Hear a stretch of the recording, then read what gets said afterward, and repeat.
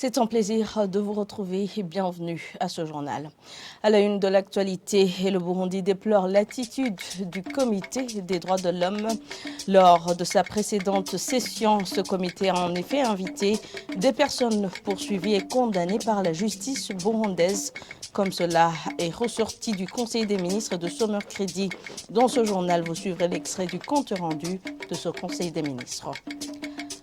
Et la mise à la retraite des fonctionnaires de l'État ayant atteint 60 ans, considérée comme un licenciement abusif par la Confédération des syndicats du Burundi, COSIBU. Dans ce journal, vous suivrez les recommandations du président de cette confédération.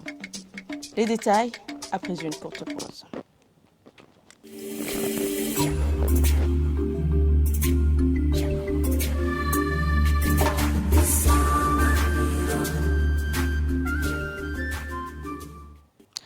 Encore une fois, bienvenue. Nous débutons ce journal avec la page Droits de l'homme. Le Conseil des ministres tenu ce mercredi a déploré l'attitude du Comité des droits de l'homme lors de la précédente session des droits de l'homme qui a invité des personnes poursuivies et condamnées par la justice burundaise.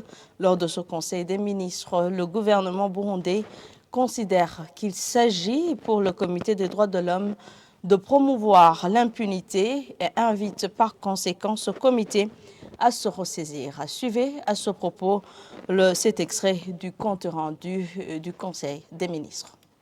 Le Conseil des ministres a déploré l'attitude du Comité des droits de l'homme lors de la 138e session du Comité des droits de l'homme tenue à Genève, qui a invité des personnes poursuivies et déjà condamnées par la justice burundaise aux côtés de la délégation burundaise.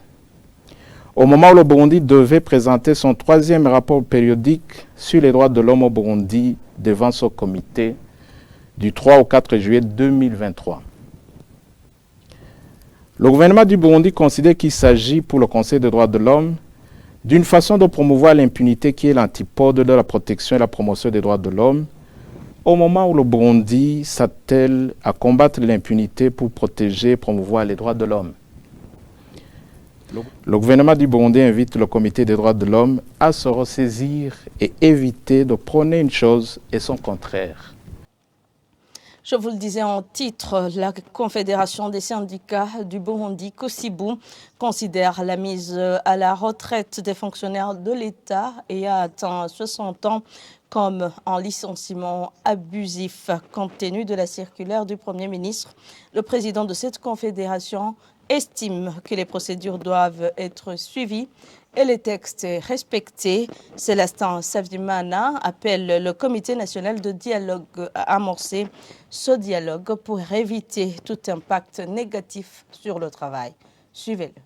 Bon, moi, j'ai pu prendre connaissance de ce circulaire, mais oui, les fonctionnaires vont à la retraite. Mais il faut suivre les procédures et respecter les textes à la matière. Pour le cas présent, les fonctionnaires du secteur de l'enseignement, les fonctionnaires du secteur de la santé qui ont été mis à la retraite, ils ont été mis à la retraite d'une façon flagrante et au niveau syndical, nous considérons ça comme un licenciement abusif. Alors, comment se fait-il qu'on vous écrit une correspondance le 29 juin pour vous dire que vous partez le 30 juin? Ça n'existe nulle part au monde. Alors, revenons du côté législatif.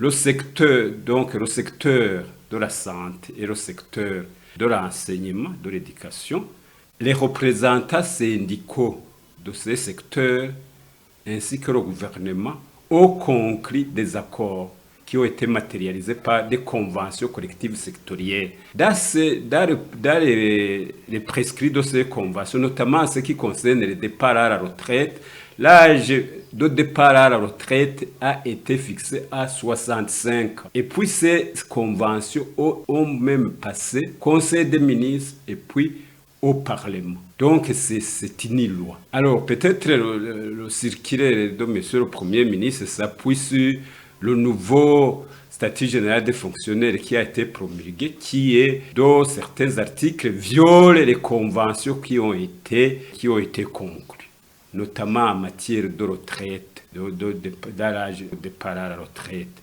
revenons même à ces textes comme le statut général des fonctionnaires. Pour partir à la retraite, il faut que le fonctionnaire soit préalablement averti 6 mois à l'avance. Pour ceux qui sont régis aussi par le Code du travail, il faut une année avant pour le départ à la retraite pour qu'on soit averti. Alors, vous voyez la correspondance actuelle des ministres du secteur, notamment au niveau de la santé. Écrit une correspondance le 29, donc aujourd'hui, il y a la correspondance aujourd'hui, par exemple, j'ai dit, vous devez partir demain vendredi. Donc ça, c'est une violation flagrante de la loi. Nous considérons que c'est un licenciement abusif et c'est pourquoi nous avons demandé un dialogue social là-dessus pour que ces fonctionnaires soient rétablis dans les droits d'une manière ou d'une autre. Toujours en parlant de cette mesure, la coalition spéciale des syndicats des enseignants pour la solidarité nationale COSESONA s'inquiète. Le vice-président de cette coalition parlait de plus de 2900 enseignants concernés. Il affirme que certains d'entre eux n'ont pas encore atteint cet âge de la retraite et que cela impacte négativement la vie de ces fonctionnaires. Emmanuel Machandali demande entre autres à l'État de préparer les textes d'application. Suivez-le. Avec cette modification, nous assistons à un départ à la retraite, je dis un départ massif à la retraite, de beaucoup d'enseignants, de beaucoup d'agents de la santé. Pour le cas de l'éducation, nous avons environ 2937 enseignants qui vont partir à la retraite. Mais malheureusement, parmi les 2000 combien qui vont partir, il y en a qui n'avaient pas encore atteint l'âge de départ à la retraite. Alors la grande question qui se pose, c'est laquelle? Aujourd'hui, au niveau de la fonction publique, on va basculer de l'ancien système vers le nouveau système. Ça veut dire quoi? Dans le système de rémunération, il y avait le système de salaire de base, il y avait les primes et indemnités. Maintenant, nous entrons dans un système où on ne considère que ce qu'on appelle la part indiciaire et la part emploi. C'est une grande modification au niveau du système de rémunération. Et l'enseignant ou l'agent de santé qui va se retrouver dans cette liste, alors qu'il n'avait pas encore atteint l'âge de partir à la retraite, aura des difficultés pour être rétabli dans ses droits.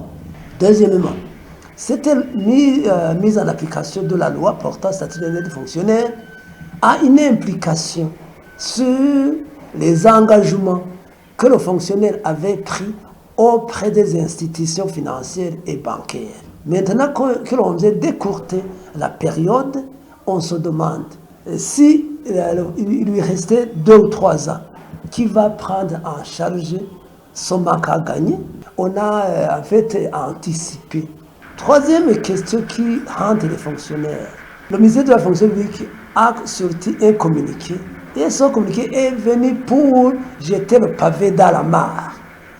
À travers ce communiqué, on informe les fonctionnaires que les lettres de mise en retraite vont sortir au mois de septembre.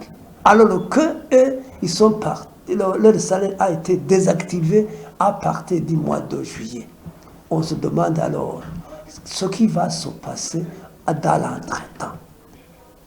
Est-ce que les fonctionnaires seront privés d'une rémunération? Parce que la fonction publique ne va plus le rémunérer, on a déjà désactivé. Les documents à présenter au niveau de l'NPE ne sont pas encore disponibles, alors il ne sait pas sur quel pied danse. Même au niveau des engagements, est-ce que le fonctionnaire ne sera pas frappé par les intérêts de retard? Il faut qu'il y ait quand même une période d'attente. Il faut que le gouvernement puisse tenir compte de ces inquiétudes, que l'on attende l'arrêt du salaire des fonctionnaires et que l'on prépare très rapidement les textes d'application de la loi portant pension pour les retraités. Le Burundi enregistre des progrès en matière de la langue kiswahili. Les propos tenus en marge de la célébration de la Journée internationale du Kiswahili ce vendredi en mairie de Bujumbura. Dans ces cérémonies, le gouvernement burundais a été appelé à corriger les irrégularités qui figurent dans les manuels scolaires du fondamental dans l'objectif de continuer à promouvoir cette langue. Un reportage signé Jean de Dieu Ilakots. Selon les participants, la célébration de la journée internationale dédiée à la langue kiswahili est une occasion d'échanger sur le développement de cette langue, comme le souligne l'ambassadeur de la Tanzanie au Burundi, Dili Elibariki Mareko, pour atteindre cet objectif et en notant les progrès déjà réalisés par le Burundi en cette matière. Le professeur Dorothée Nshimimana, considéré comme la mère des enseignants du kiswahili du Burundi, demande au gouvernement de recruter les diplômés en kiswahili qui sont maintenant dans la situation de chômage et de corriger les irrégularités qui figurent dans les manuels scolaires, notamment de l'enseignement fondamental. Twaravuye hahandi bavuga ati nta mukenyezi yovuga igiswahili mukenyezi yiyubashe. Nous avons dépassé la période pendant laquelle on n'imaginait pas une femme comme un homme qui se respecte parler le kiswahili, car, disait-on, le kiswahili est la langue utilisée par les bandits, les escrocs ou des indisciplinés. On ne peut pas dire qu'il y a des erreurs dans les manuels, mais plutôt des irrégularités à corriger. Depuis la remise des diplômes à l'Institut de pédagogie appliquée, il y a des chômeurs alors qu'ils ont appris à enseigner le kirundi et le kiswahili. On aimerait demander au ministère d'embaucher ces derniers car le gouvernement a dépensé des moyens pour assurer leur formation. Et le représentant du ministère de l'Éducation nationale et de la recherche scientifique dans ces festivités, Oscar Mushengezi, tout en soulignant son importance, a indiqué que le gouvernement burundais s'est engagé à faire tout son possible pour sa promotion. Si nous aimions le Kiswahili, sans doute que nous serons en train de lutter pour notre indépendance idéologique, parce que nous serons à mesure d'accomplir toute activité de développement en Kiswahili. Le gouvernement burundais fera tout son possible pour sa promotion. Des festivités dédiées à cette journée se sont déroulées à l'Université du Burundi au campus Mutanga. Quittons Bujumbura pour la province Chibitoke. Les habitants du site Gisheke sur la colline et zone Nyamakarabo en commune Mugina de la province Chibitoke se plaignent que leurs maisons s'écroulent au fur et à mesure. Ces 250 ménages étaient victimes des glissements de terrain à Nyemundu en 2019, ce qui avait coûté la vie à 28 personnes et d'autres disparus. Les maisons avaient été construites à l'aide des matériaux octroyés par le PNUD et les travaux plutôt avaient été pilotés par la commune. Les populations demandent la construction d'autres maisons d'habitation. Un reportage de Jackson Bahati, lu au studio par Omer Ndouaye.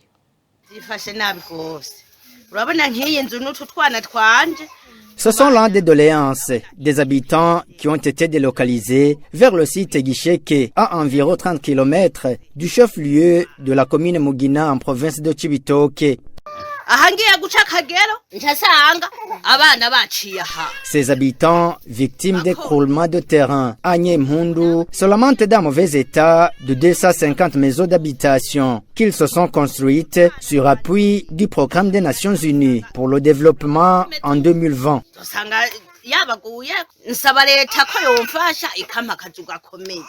Jean Bosco Ndayikengurukiye, ingénieur communal qui a assuré le suivi des activités de construction, tranquillise ses habitants que la commune est en train de toquer ici et là pour trouver l'aide. Cet ingénieur communal appelle ces gens à un bon entretien de ces maisons en attendant qu'on leur vienne en aide. C'est par ici que prend fin ce journal. Merci à tous de l'avoir suivi. Bonne suite des programmes avec la télévision Isanganiro.